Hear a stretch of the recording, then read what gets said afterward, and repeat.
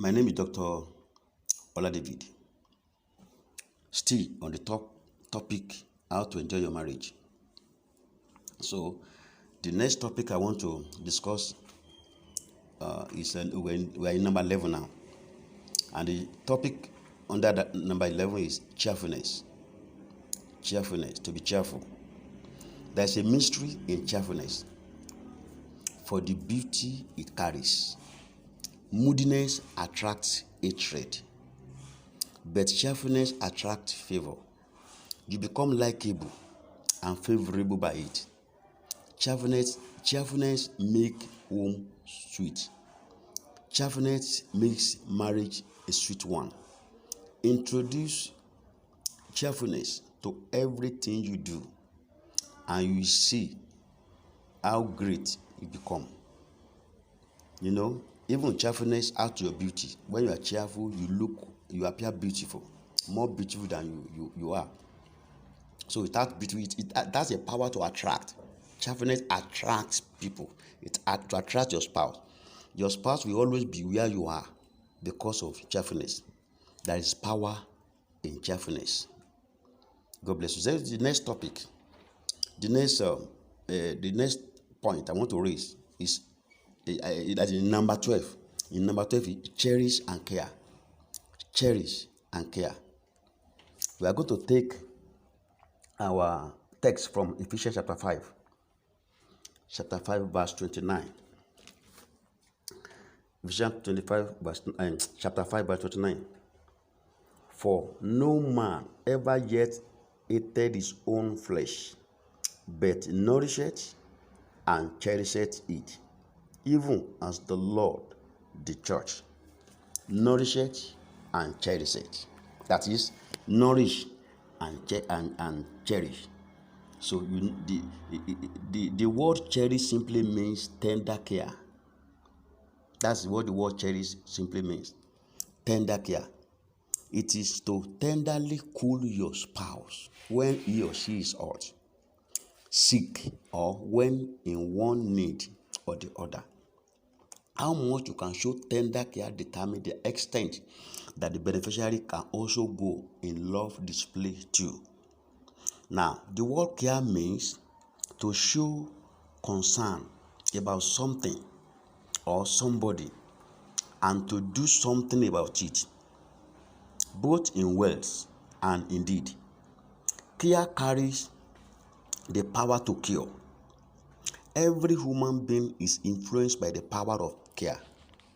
No human being can resist the power of care. Show care about your spouse's business, clothes, shoes, etc. without ulterior motive, but be intentional about it. That is, do it deliberately. Do not be self-centered. Show genuine concern about his or her troubles. Promptly share in your spouse's troubles, success, joy, etc. Another point I want to dwell on that is in number 13 is nourish. We have read it in Ephesians chapter 5 verse 29. According to Oxford Advanced Learner Dictionary of Current English, the word nourish simply means to keep alive and well with food.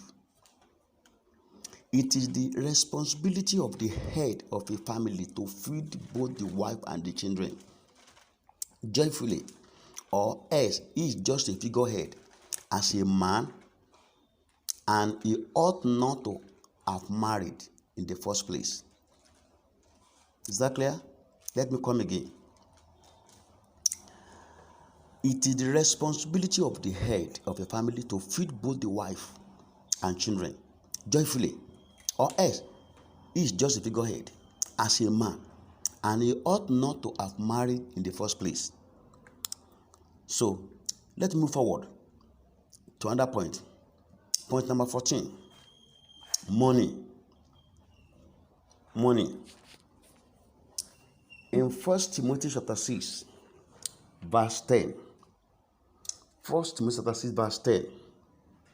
It says, "For the love of money is the root of all evil, which while some coveted after, they have erred from the faith, and pierced themselves through with many sorrows." So, money matter. Matter of money.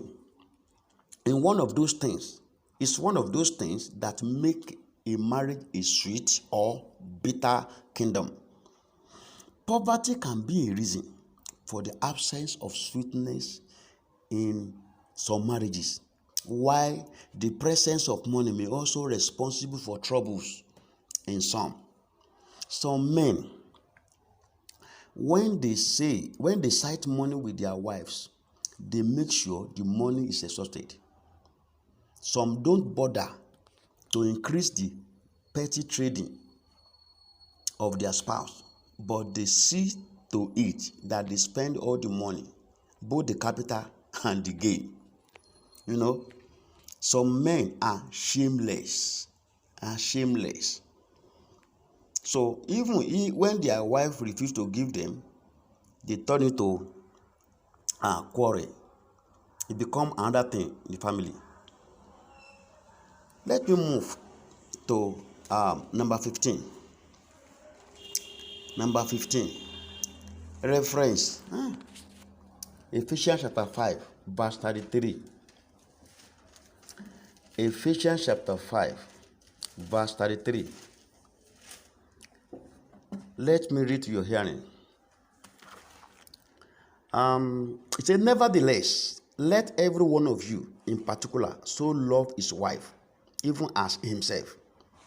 And the wife see that she reference her husband." And the wife see that she reference her husband. Reference her husband. The wife should see that she reference her husband.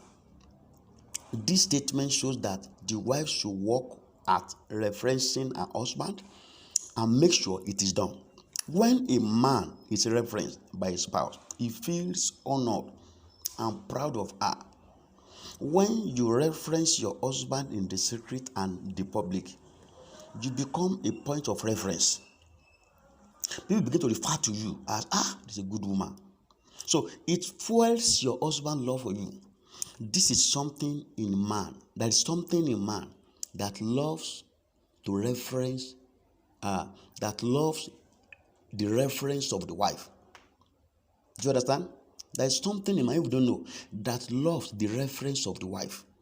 Every man loves to be referenced by his wife.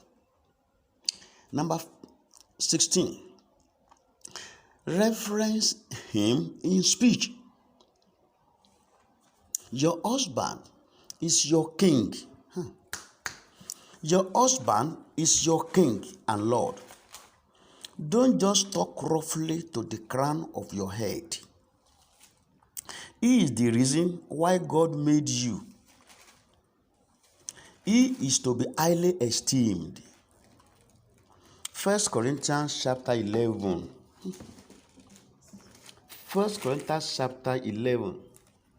I want to read verse 8. Now, for the man is not of the woman, but the woman of the man. Verse 9. Neither was the man created for the woman, but the woman for the man. Can you see that? So, your husband is your king and Lord. So don't just talk roughly to the crown of your head. He is the reason why God made you. He is to be highly esteemed. Some women are so proud. They are so proud to reference their husbands. They talk roughly. They talk anyhow to their husband. So I was with a family some years ago. I wanted to buy something from that woman. And the man also was the woman was sending some provisions. And the man, myself and the woman was talking, and the husband also contributed to it. And somebody wanted to buy something from the woman, from the shop of the woman. Do you see what happened? The woman shouted on the husband and said, are you the one I'm talking to? Are you the one they are talking to? Back out here, at least you are hearing somebody who want to buy something, and you are interfering to what you are saying. The woman was talking to the husband like that. I felt bad. I felt bad. So at the end of the day, the woman lost the man. Yes, the man left her after some time. So, because if she could address her husband in the public like that, how would be secret disgrace be? So, number 17, reference him in obedience. Titus chapter 2, verse 5. Reference him in obedience. Titus chapter 2, verse 5. Now, to be discreet, in this place, let me read from verse 3. The aged women likewise, that they be in behavior as becometh holiness, not false accusers, not given to much wine, teachers of good things. Then verse 4, that they may teach the young women to be sober, to love their husband, to love their children. Now, where I'm going is verse 5. That to be discreet, chaste, keepers at home, good, obedient to their own husband, that the word of God be not blasphemed. Then obedient to their own husband. So, he says, your obedience to your own husband is a reference to him. Quick obedience to your husband makes him to go extra mile for you. Now, you become his celebrities. Your sincere obedience to him makes him become proud of you. It makes you his favorite and improve his confidence in you. You become his joy and pride and boast and makes his friend. God bless you.